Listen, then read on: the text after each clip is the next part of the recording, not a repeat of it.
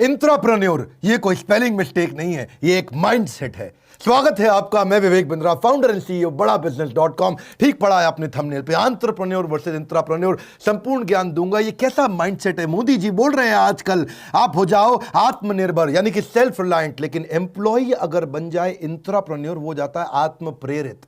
आत्मनिर्भर तो ये है, वो आत्म प्रेरित है, सेल्फ मोटिवेटेड। ये वो एम्प्लॉय है जो लेता तो तनख्वाह है पर माइंडसेट से एंटरप्रेन्योर के जैसा होता है। जब आपके लिए काम करता है, आपका खुद का विजन है, सेल्फ विजन, उसका होता है शेयर्ड विजन। अगर आपने इंट्राप्रेन्योर खड़े कर दिए, वो एम्प्लॉय जो आपकी तरह सोचते हो, एंटरप्रेन्योर की तरह काम करते हो, तो लेंगे तो तनख्वाह पर काम करेंगे कैसे? आग पीछे नहीं लगाते, सीने में लगाते हैं।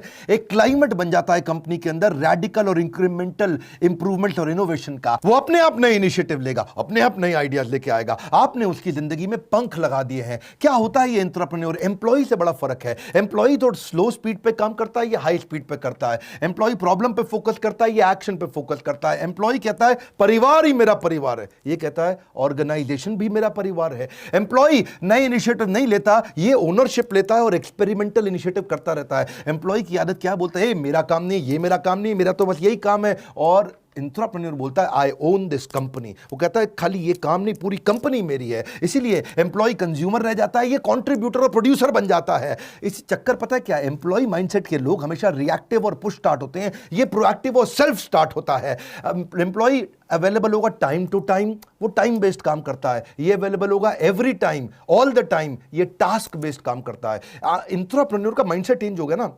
अब उसको ये नहीं है 9 से 6 की जॉब करेगा, वो हर समय करने को तैयार है। क्यों? वो कहता है भाई काम खत्म करना है, टाइम नहीं खत्म करना है। काम खत्म करने को काम करना कहते हैं। एम्प्लॉय है ना, he gets paid for the time he spends. Intrapreneur he gets paid for the value he creates.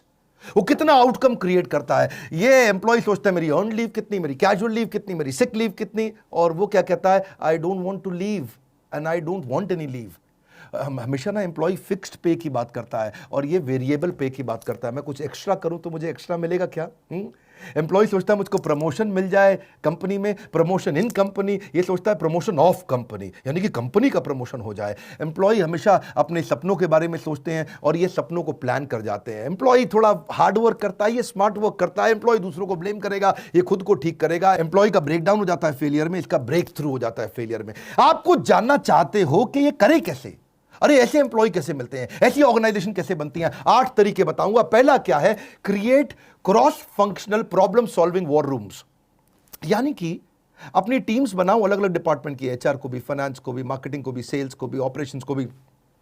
लोगों को जोड़ो, उनको एक प्रॉब्लम दो, बोलो प्रॉब्लम सॉल्व करके दिखाओ। उनको एक गोल दो, बोलो ये अचीव करके दिखाओ। इससे वो सोचना शुरू करेंगे, एक कल्चर आना शुरू होगा। और उसमें क्या करो आप? Encourage trial and error. उनको बोलो छोटे छोटे अटेम्प्ट करो, छोटी छोटी गलतियां करो, कर दो, कोई बात नहीं, होने दो, छोटी गलती होने दो, लेकिन वो फिर गलती से सीखेगा। फेलियर को अलाउ करो।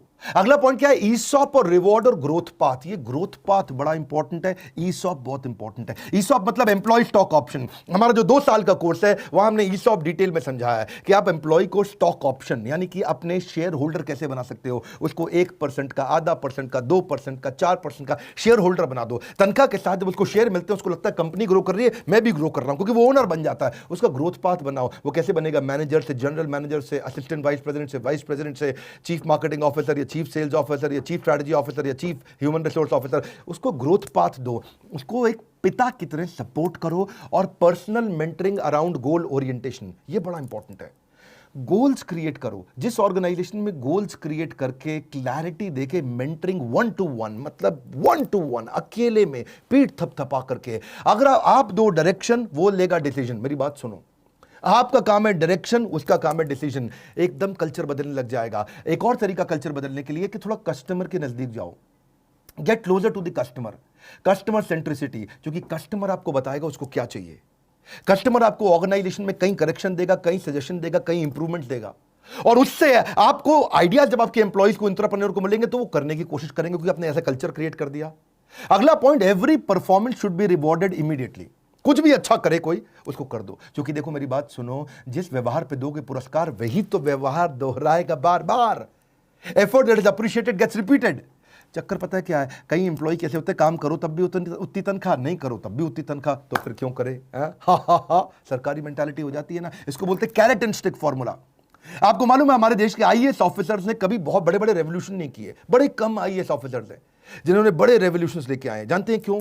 क्योंकि अगर वो कुछ बहुत एक्स्ट्रा करते हैं तो बड़ा इंसेंटिव मिलता नहीं है, और वो कुछ गलती कर बैठते हैं तो उनको पिटाई बहुत हो जाती है। कभी सीएजी, सीवीसी, सीबीआई वो सब रेड मारने आ जाते हैं।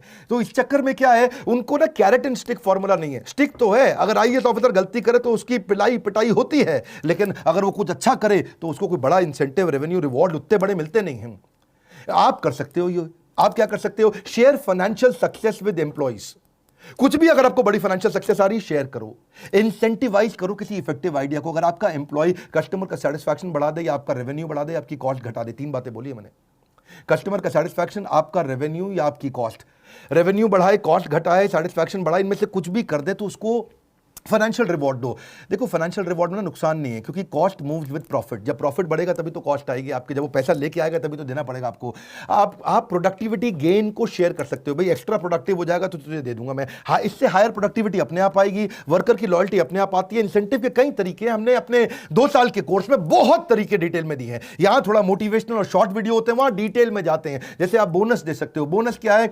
Time taken upon time allowed. आपने अलाउ किया 8 घंटा, उसने काम कर दिया 4 घंटे में, यानी कि 50% ज्यादा जल्दी काम कर दिया, आप उसको बोनस दे सकते हो। मेरिट बेस्ड होते हैं, कमीशन बेस्ड होते हैं, आउटपुट बेस्ड होते हैं, प्रॉफिट शेयरिंग बेस्ड होते हैं, को पार्टनरशिप बेस्ड होते हैं, गेन शेयरिंग बेस्ड होते हैं, ईसॉप बेस्ड होते हैं। आप बहुत तरह होते हैं इंसेंटिव। आप क्या कर सकते हो? उसको और बेनिफिट दे सकते हो, करियर डेवलपमेंट ट्रेनिंग दे सकते हो। पैसा नहीं देना तो उसको रिकॉग्निशन दो, ट्रॉफी और सर्टिफिकेट दे करके, या उसको कोई गिफ्ट का कार्ड दे दो, उसको कोई फाइन डाइनिंग एक्सपीरियंस के कूपन दे दो, उसको कोई प्रेफर्ड पार्किंग भी आजकल जबरदस्त चीज हो गई भैया।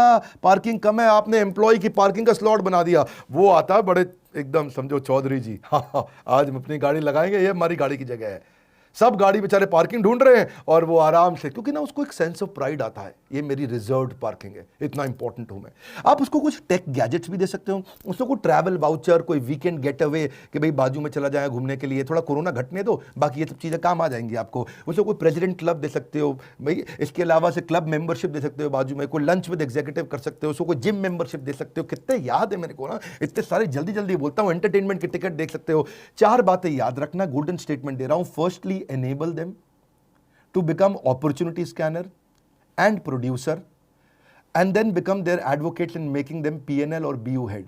क्या मतलब हुआ? आप उनको एनेबल करो, उनको बोलो नई नई अपॉर्चुनिटी ढूंढ के लाएं, अपॉर्चुनिटी स्कैनर, ताकि वो प्रोड्यूस करें अपॉर्चुनिटी ढूंढ करके, और आप उनके एडवोकेट बन जाओ, उनको PNL यानी कि प्रॉफिट एंड लॉस का हेड बना दो। भाई तेरा ये डिपार्टमेंट है, ये तेरे 25 सेल्स के लोग हैं, तू उनको हेड कर रहा है, जितना इनका खर्चा है और जितनी ये कमा के देंगे, वो जब कमा के देंगे जितना प्रॉफिट होगा, उस प्रॉफिट में 5% तेरा भी शेयर है। आपने उसको PNL हेड बना दिया, प्रॉफिट एंड लॉस का हेड। आपने उसको BU हेड बना दिया, बिजनेस यूनिट हेड। गूगल ने ऐसे ही तो किया है, आज तक गूगल ने यही किया है। इतना कहते गलती करो, नई नई गलती करो, रोज नई गलती करो, पुरानी गलती मत दोहरा देना बस। गूगल ने सारे ऐसे फ्रॉड बनाए, उनका जीमेल भी ऐसे बना, उनका ड्राइवरलेस कार भी ऐसे बना, उनका गूगल मैप्स भी, एंड्रॉइड भी, ये सब इंट्राप्रेन्योरियल मॉडल से बने हैं। मैं आपको बेस्ट अमेरिकन और ग्लोबल ऑर्गेनाइजेशंस के मॉडल ला करके देता हूं। हमने अपने 2 साल के कोर्स में भी आपको HR संबंधित, एम्प्लॉय प्रोडक्टिविटी संबंधित बहुत चीजें दी हैं कि एम्प्लॉय को रिटेन कैसे करें, उसका succession planning, leadership in pipeline कैसे लाएं, हाई परफॉर्मेंस कल्चर कैसे क्रिएट करें, नया आदमी रिक्रूट करके कैसे लाएं, जो बढ़िया आदमी उसको रोक के कैसे रखें, रिटेंशन या उसकी मैनेजरियल एफिशिएंसी कैसे लेके आए, कॉम्पेंसेशन कैसे बनाया जाता है, सैलरी स्ट्रक्चर कैसे डिजाइन किए जाते हैं। बड़ा इंपॉर्टेंट है, आपको पता ही नहीं सैलरी स्ट्रक्चर कैसे बनाए जाते हैं, बैंड कैसे तैयार किए जाते हैं कि भाई कौन जनरल मैनेजर, कौन मैनेजर, ट्रेनिंग एंड डेवलपमेंट कैसे होगी, उनकी ऑनबोर्डिंग का प्रोसेस क्या है, क्या फॉर्म्स देने, उनको रिवॉर्ड कैसे दिए जाएंगे, शेयर कैसे कंपनी के दिए जाते हैं, EAPA के जॉब डिस्क्रिप्शन क्या है, रिव्यू कैसे किए जाएंगे, एग्जीक्यूशन एक्सीलेंस क्या होता है, उनके KRA KPI कैसे बनाते हैं, सेल्फ कोचिंग डायरी कैसे बने, खुद को ही कोच कर ले, अपने आप ही कर लेगा कोच, वो सेल्फ मोटिवेटेड है, आत्मनिर्भर, आत्म प्रेरित, दोनों ही चाहिए आपको। स्कोर बोर्ड बना दो उनके, एम्प्लॉय को एंटरप्रेन्योर कैसे बनाए, अमेजिंग टॉपिक्स है, छोड़ेंगे नहीं। भारत के व्यापारियों को वर्ल्ड रिकॉर्ड बनाने में लगे हुए हैं, दुनिया की सबसे पावरफुल कंटेंट और दुनिया के सबसे अफोर्डेबल रेट्स पे आपको दे रहे हैं। लाइक करके उत्साह बढ़ाइए। अगर बिजनेस कंटेंट भी आपको पसंद आता है, सब्सक्राइब नहीं किया तो इस तरह के वीडियो आपसे छूट जाएंगे, उनको जरूर शेयर करो जो बिजनेस कर रहे हैं या करना चाहते हैं। हमारे साथ जुड़े रहने के लिए आप सबका दिल की गहराइयों से मुस्कुराहट के साथ धन्यवाद।